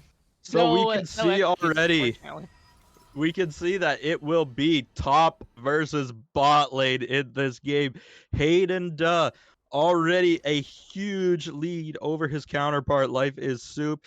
And meanwhile, Tay on the other side, huge lead over his counterpart, Critical Doug. So very, very impressive. This is going to be a very close game. We will see just how each team will be able to snowball the leads that they do have, and whoever snowballs it better will likely see themselves on the victorious end of most of these fights.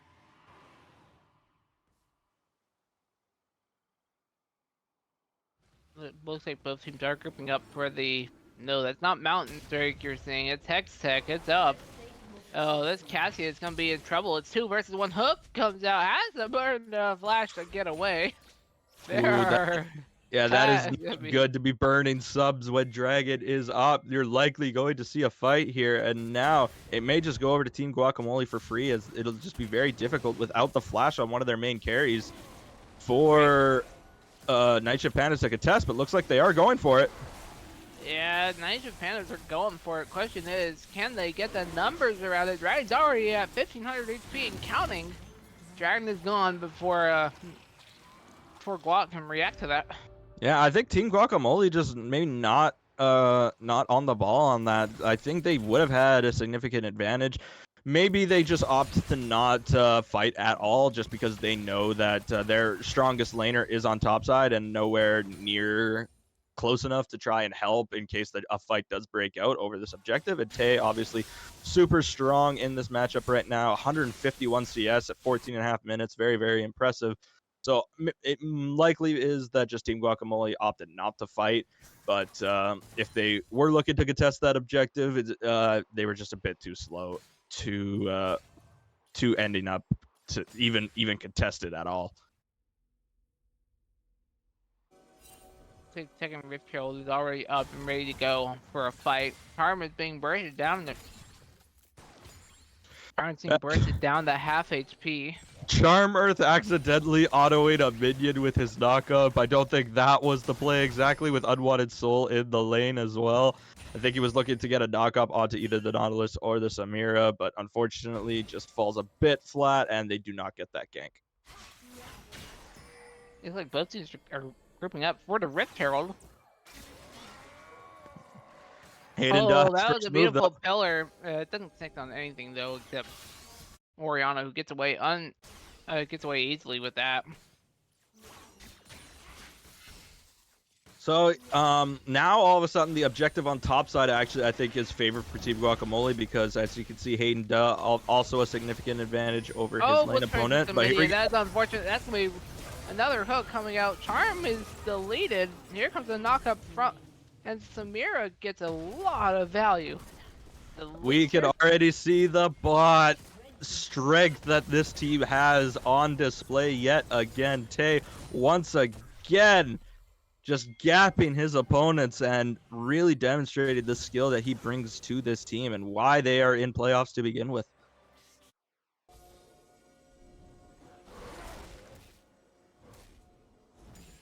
Already breaking that bottom tower. That is pretty devastating for the side of Team Guacamole. They will really need to rely on Hayden Duh to carry them through the rest of these fights.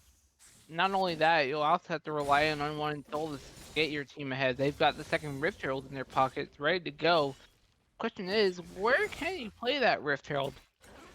If you are behind, top is a good possibility. It's at half HP. But these other turrets are pretty much at full HP, so if you do have the Rift Herald, you're probably gonna be playing it topside.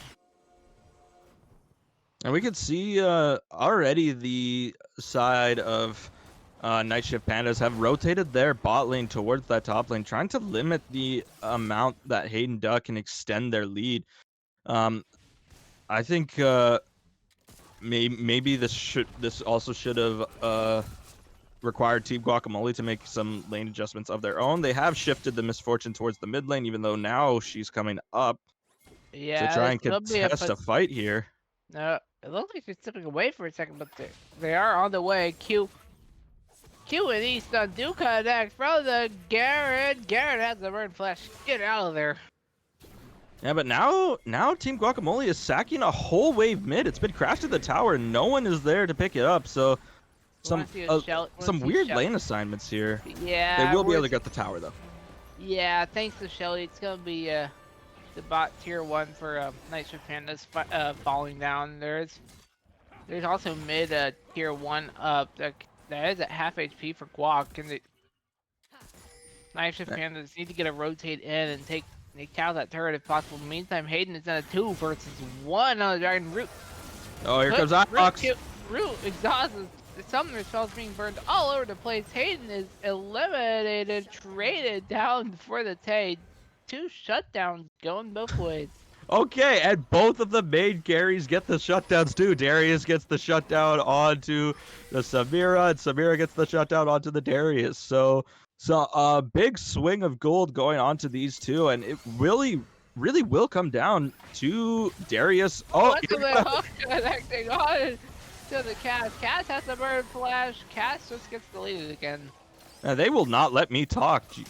Like, I can never make my point without another fight happening, but I feel like it'll really come down to the Darius versus the Samira. We will just see how each team pushes their winning lanes and how that is able to impact the rest of the map. We have Dragon up, we have Darius running down, we have Samira coming. This is going to be a full 5v5 here. Oh yeah, I do. Dragon is now at 300 HP and counting.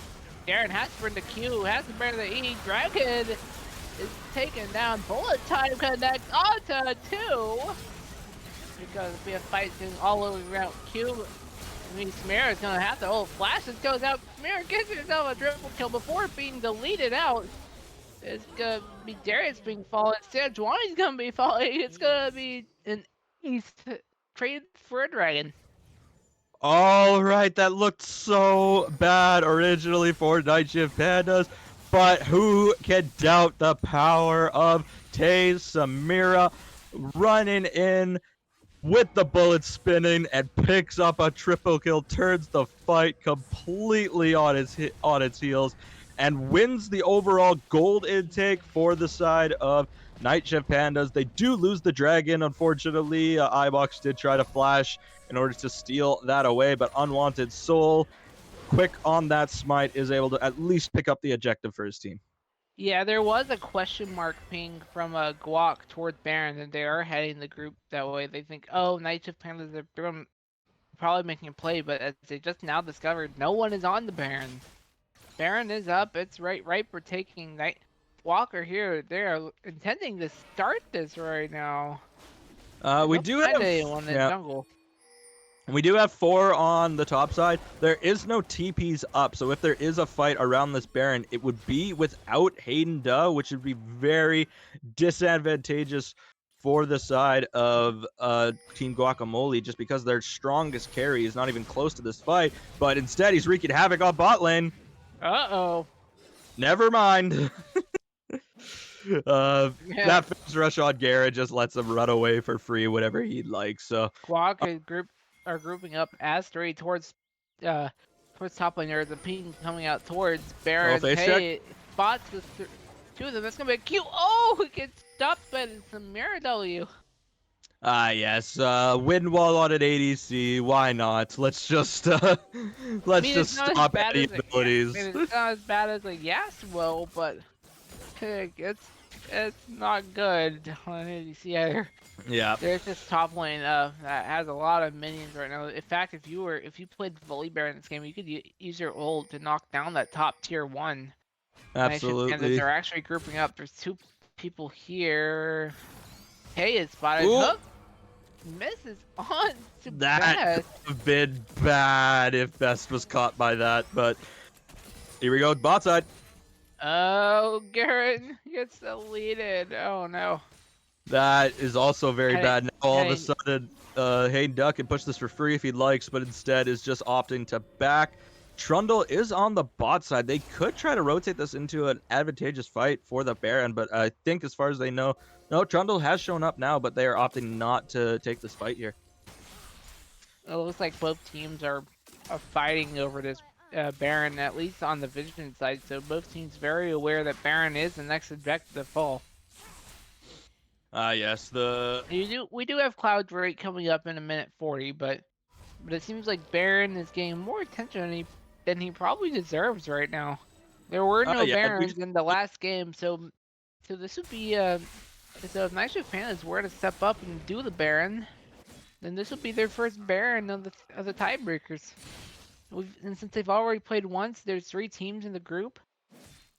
It could very well potentially be their only Baron of the tiebreakers. It'll make a difference, obviously, but there's never a worse feeling than when the enemy team sneaks a Baron and you never knew about it. So I think most of these teams are just trying to pay as much attention towards the top side as they can, just making sure that, especially with a high Baron dealing, damage dealing team like the Cassiopeia and the Samira combo, that can melt Barons insanely fast. So I think just making sure that this is not snuck away under their nose is going to be very important for both teams.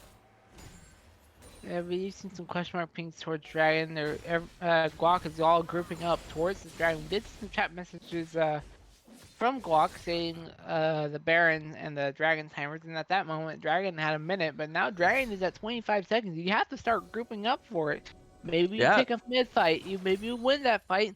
There's no vision. There's no vision. What is Critical Nugs going for? Face checking. Okay, good. That's a bit hook connecting. Oh no, Mox is in a 5-on-1, gets deleted. They baited me too. I thought Critical Nugs was gonna be the one going into that bush first, but smartly decides to back off, and all of a sudden, this is just a free Dragon going over to the side of Team Guacamole.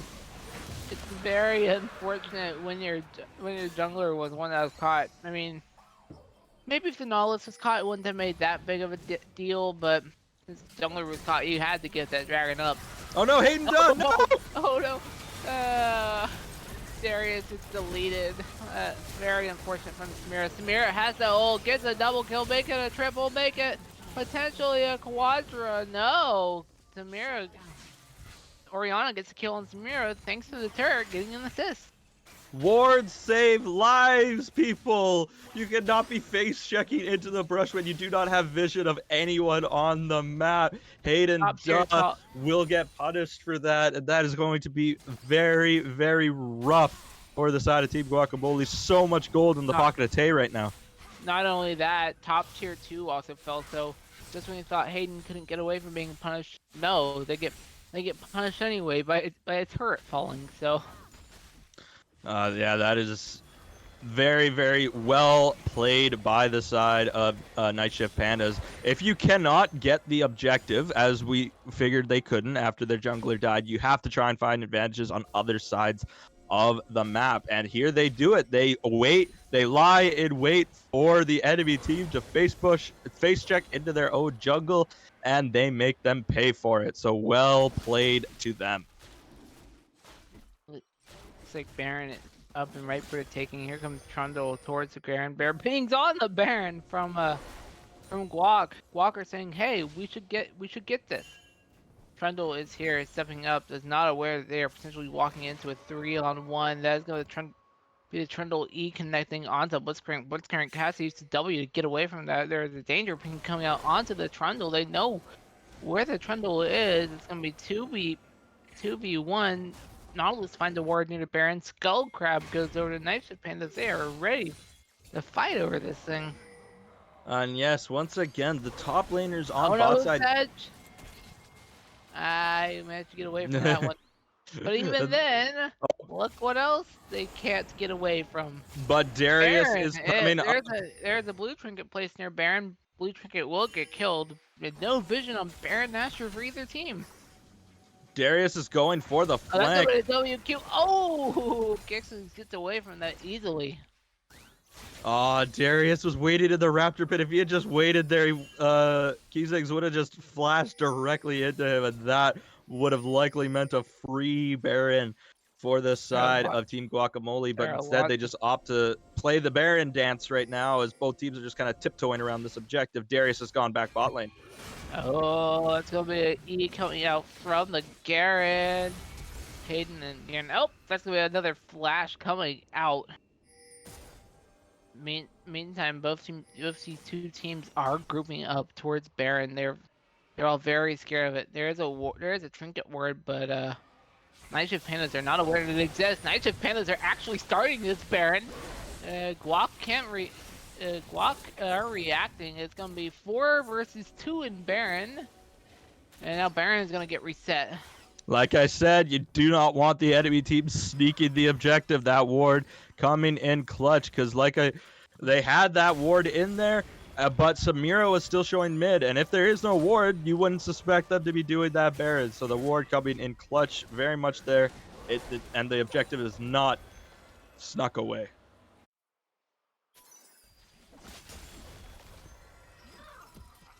Both of these teams are now resetting. We do see stopwatch being purchased by Oriana. We also see Misfortune going for the blue trinket. So, as if you were playing an ADC, it's very hard to step up, drop wards when you realize that while you're dropping a ward, you can get ganked. You can easily get picked off. Blue trinket may come in handy if you're Night Shift Panda, if you're the Misfortune. But look at what Gawk are doing.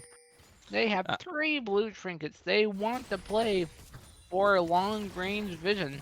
Yeah, and they already have wards on the next objective that is spawning. That is that 3rd Cloud Dragon.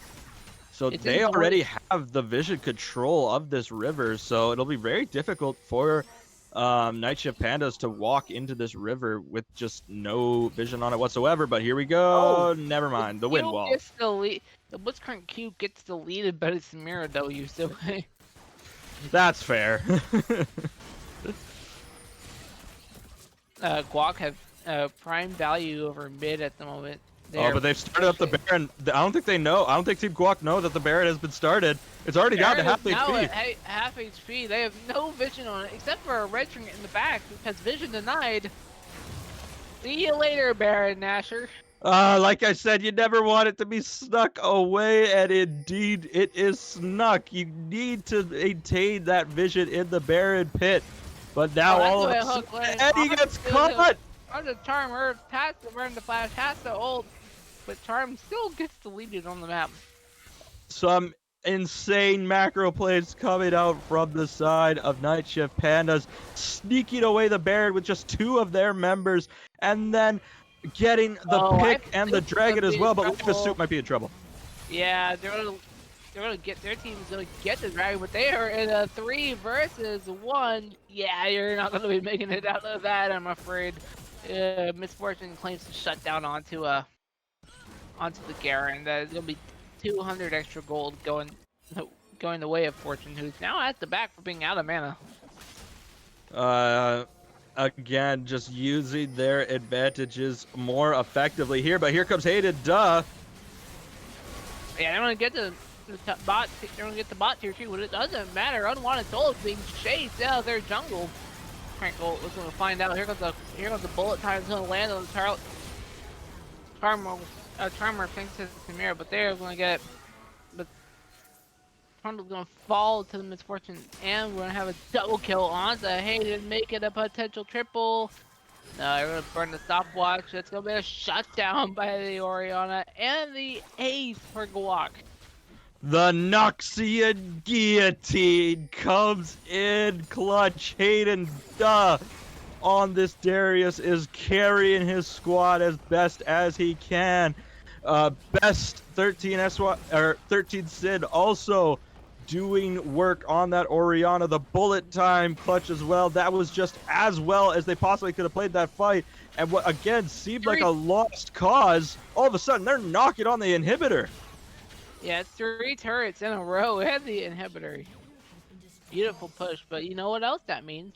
Because Nice with Panda's got ace, there is no more Baron buff to play around until Exactly. Baron respawns in 345. So Lose their Baron buff, they lose their inhibitor, and what was I think a 7,000 gold lead about a minute ago has shrunk all the way down to 2. both teams are playing very aggressively right now. They know what the other wants to do. I want to see Baron back up in 320. Dragon is about 3 minutes away. Not much is happening, although you do see items like Misfortune buying the Collector. So does Samira, but Samira also has another notable item. That's Guardian Angel. Samira can dive into the fight, and if Samira goes down, Guardian Angel will proc, but you come back as half HP. And if everyone's grouped around you from the other team, the Guardian Angel probably won't save you. Absolutely, Save you from the first initial death, but it won't save you from the second.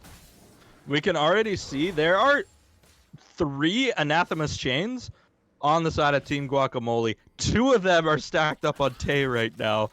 I do not know where the other one is, but my goodness, they are really not allowing Tay to be the carry that he intends to be. Already 2 Anathemas chains on him. That means he's just going to be doing significantly less damage in these team fights. They really want to limit his options. Oh, they are grouping. They are grouping. So that's gonna be the Q and E connecting onto the Sejuani. That's gonna be the huge burst from. Oh no! Hey! Oh, great! Let's proc out. Q lands on. Q lands out. It's gonna be a triple kill from the Samira, potentially a quadra kill. Yeah, give it to them. Now they're going after Hayden. Hayden falls to the nullist. There is no Penta 8. It's good. Nice with Panthers collect the ace on the Guac, and good game is already being called. Guac, no, it's over. Why would you support my support stealing the pentakill? But well played to Tay yet again. He is smurfing in this series today. Nice Pandas are moving up into their series. They're going to move 2-0. They are out of the group. They are out of the group stage. No more games for them. So we have 2 teams at 1-1. We have 2 teams at 0-1 already. It's going to be Guac and Night and no art. Both of those teams are at 0-1. They have to play each other again. Yeah, we will get that final tiebreaker to determine. But Knights of Pandas, already went 2-1. They already went 2-0, so they're gone. So now you potentially have 2 more games, one on blue side and one on red side. Well, we have one on blue side for either team. But if you No. if both those teams move to 1-1, they have to play another game and switch sides. I believe it is just like the one game remaining, right? There's just gonna be one game left. Yeah. Night Shift Pandas with that win, 2-0. A really impressive performance from Tay. But that last game, a little close for comfort. They nearly threw it away there for a moment there. But after winning both of those games, they have locked in the top seed out of this round robin. They are going to be going in Let me double check. I'm fairly certain it's fourth, but I can't believe so. Yes. I mean, can't hurt to at double the check. mo Yep. and then what we could have going on is another potential BO2 coming up. We with no R versus Guac. Both those teams Mm, are sitting at 0-1 right now. no, If whichever no, team Mm. wins this next one is going to be 1-1. Whoever loses is going to oh, be It's zero gonna and be 0 two. and 2. Yeah. So this is going to be the our so final this is third probably. game here. So But whoever even wins this is fifth place. Whoever loses is going to be sixth. Yep. They all still make playoffs, but this last tiebreaker game is going to determine which team goes where. So definitely going to be interesting. I think that Team Guacamole, I think, did a very excellent job. They did their best to try and limit the Tay as much as possible, but unfortunately, that's Samira just popping off yet again. He cannot be stopped. There were some flashes of brilliance from Team Guacamole, but at the end of the day, Night Shift Pandas moving into fourth place, and I'm excited to see how this last game plays out. I do think Team Guac in their game got a quite a lot closer than Noir did in their game. You've got to be a little bit nervous going into this if you're Noir. If you saw their top side really putting in the work there, nearly carrying that game, and getting that inhibitor and running it down. If they had made just just one more winning fight, that game could have easily been a go mid and end the game there, and they could have picked up that win there. I, I So th- I thought they were gonna win that last fight. That's exactly it. Like they popped I the do have to GA say, immediately. Tay very nearly threw the game away there by getting picked up like that. The GA definitely a true guardian's angel there, a Hmm. lifesaver for that game. Without that, he would have just been dead, and his team could have very easily gotten steamrolled for a loss there.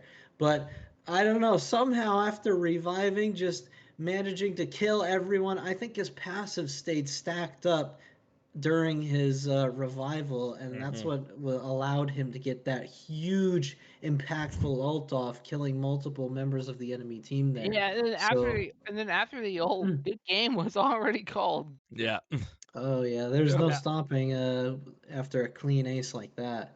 But definitely the GA there is the game-saving choice for him. So, got to be really nervous as Noir. You do get the chance there to sit back. We just took in their game. We're going to be able to make a nice game plan there. Team Guac, they had to prepare for NSP first. They could have maybe forgotten a little bit on what the game plan was for Noir, or maybe they don't have one at all. They were just focused on the first game here. So Noir definitely has a little bit of an edge in their planning, just because of the timing of the games. But Team Guac, you've got to be feeling, all right after. I mean, it's a loss, of course, but you've got to be feeling all right, seeing how well your top side performed. I think definitely they're gonna try and get their top laner on another carry pick in this next game, and we're gonna just have to see how these two teams clash. They're both 0-1 right now, so we could see some crazy picks come out from either side. I'm just not sure what we're gonna see going into this last game. Yeah, I think the game plan for No R should be kind of the opposite of what our game plan was against uh, Night Shift Pandas, where if we can't uh, prevent the bot side from snowballing, here I think that No R needs to prevent the top side from snowballing. Just try to prevent Hayden Duh from getting one of his favorite picks, because looking at his OP.gg, his Darius is his one of his most played. It's been he's played it in 9 of his last 10 games, so he's Hmm. really been spamming that Darius lately. So maybe not allowing him to get one of his favorite picks will maybe limit his potential to carry a little bit more. So really going to come down to the draft and see how Noah plans to uh, limit the options that Team Guacamole has. I definitely think a target ban or two is in order here going into this game. The thing I want to see is I want to see some more proactive plays from junglers on both sides. I did see Team Guac's jungler he got some nice ganks off in the top lane. What I didn't see from NSP, which was a little bit surprising to me, was I didn't really see Trundle going for many dives in the bot lane. I mean, when you've got Tay crushing everyone like that, you really have to play for him. And I feel like he could have gotten a lot more dives off earlier in the game, and that game could have been a lot quicker and a lot cleaner if he had recognized that and just gone for a few dives. Even if he dies, if his ADC while playing like that is getting an even bigger and bigger lead, it's nearly guaranteed that they're going to win while they're performing like that. So I just want to see a little bit more awareness from the junglers going into this last game, a little bit more the term I'm thinking of is called active thinking, like active play. It's like where you are actively thinking about what you're doing while you're playing in the game, right? So there's playing where you're just going through the motions and all that, and then there's active playing, which is where you are thinking about what you're doing, you're thinking about why you're doing it. I think if either jungler can do that this game and really just know what they want to do at each point in time. Maybe set themselves some goals that they want to go for at certain points during the game. It'll be a lot easier for one of them to take control of the game going through the lane phase and into the mid game. So a little long-winded speech from me there. No, but I think you're absolutely right, and I think making those adjustments that vary from game to game is very very important too, right? So Right. I I think that Do I'll, you think the I'll drafts are going to change any? I I think they should because again, instead of focusing more on bot lane this time, I think that especially Noah should be focusing more towards the top side to try and limit what is clearly a player who is playing very well right now and trying to limit his ability to impact the game. I think will be very important. So I think the draft should change. Hmm. Yeah, might want to just go for that heavy weak side. Maybe a tank in top lane is in order. Just not give Hayden anything to play off of. Just play a nice safe lane and look to team fight in the mid game, something like that. I think that could be a good decision. We haven't really seen many enchanters this series. I'm kind of interested to see if either support is gonna pick up an enchanter this game. I mean, So, engage always can be impactful, especially in like these bot lanes that really want to fight and really want to snowball their leads. Like I said last time, I was once the Nautilus and the Blitzcrank, excuse me, were picked up. I thought both bot laners would pick something just like super aggro and super wanting to snowball. So that's why I really love the Samira pick of Tay and why I wasn't the biggest fan of the Misfortune because Misfortune is more wants more setup. You don't want a hook champion to pull someone towards a Misfortune. When you play something like a Samira or a Tristana, that it works out perfectly, right? So, mhm. plus engagers more fun to watch. Enchanters can be a little Yeah, little slow lane sometimes, but absolutely when you want to play towards your own individual strengths, that is the most important thing. yeah, definitely in the lower and the middle ranks, definitely you can see the impact of something like a Blitzcrank or a Nautilus. You can see what they're doing. Whereas something like a Soraka or a Lulu, it's sometimes a little bit harder to tell how much of an impact they're having during skirmishes and during team fights, which could always make players that are not at the higher ranks shy away from them because it can be hard to gauge like exactly how much impact you're actually having in the game, and of course it doesn't look as cool. That's always a good Mhm. reason not to pick something. It doesn't look cool. I mean, I'll never Yeah, I'll never knock on that. You think like we play like Samira because it's fun? No, it looks awesome. So, Oh uh, yeah. Oh, but did he play with the new Samira skin? There's a new Samira skin and it looks so awesome. I don't think he I've heard did, there's a did lot he? of backlash with the new Samira skin, so I'm kind of surprised that you're taking that stance. No, But no, no. So what it is it's a really awesome skin, but there's backlash on it because they're classifying it as an ultimate. People don't want it to be so expensive because ah, it doesn't have different voice lines or animations or something like that. But it is a really nice skin. People are just not happy about the price. Um, it's not got those crazy new interactions. Oh, we are getting some news here that I think No R might be forfeiting the game here. I think there's been some connectivity issues on their team there. Trackpad issues. Somebody's playing on hotel Wi-Fi and having some issues here. You all think right. we're gonna Well, get I in here? think that means that Team Guacamole will actually be moving into 5th place, and that would also mean that a no R would drop down into 6th if they are forfeiting the game. Man, that's unfortunate. I was looking forward to this one. Yeah, me too.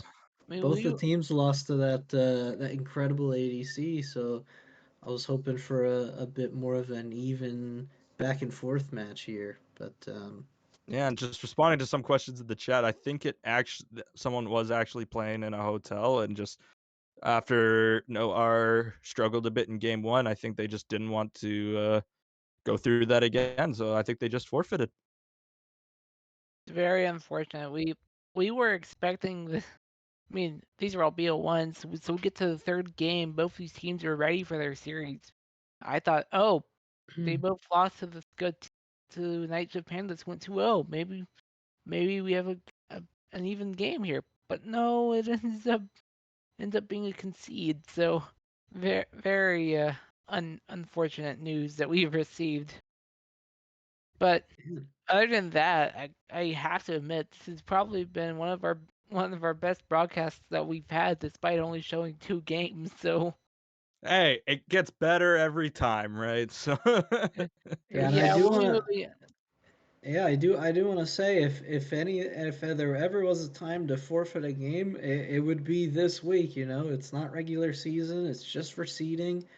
You're not getting kicked out of playoffs for it, so you know, I it's know, but you always do about want the the higher best seed. time. Yeah, You of course, but so it's like the still a bit least unfortunate. worst time. Fair enough. Yes, absolutely. All right. So, Bit yeah, I guess. anticlimactic though, I will say. Yeah, I mean, so something like that. We're sitting around for a little bit, and then a forfeit comes through. Kind of a weird petering out to the stream. No interviews either, since it was a round robin. But Going out even with a a little fizzle. bit of a whimper, yeah. Yeah. But Going hopefully with we'll be back with some good playoff speaking series. And speaking of which, I had it up for a second. We should be able to have a playoff bracket being shown, so we kind of have an idea on who's playing when. You know. Yes, sir. So let's go They'll ahead and get see those what. brackets set up for us. Let's But see how anyway, quickly our production can work, so we can see who will no, be no, no. playing They're who in the playoffs. let no. Let them take their time. Let them get that set up. We'll see what happens next week. All right. All right, so that is gonna be the end to our tiebreaker week. Thank you everybody for joining, and just really quickly once again, NSP is in fourth. Team Guac will be fifth. No R with their forfeit will be sixth, but we will be seeing all of them in the playoffs next week. Um, Thank you all for joining us, and again, this has been Risen Draft Summer with my two casters, Caden and Zazical. And yeah, playoffs start next week. So see you then, guys. We'll see you then.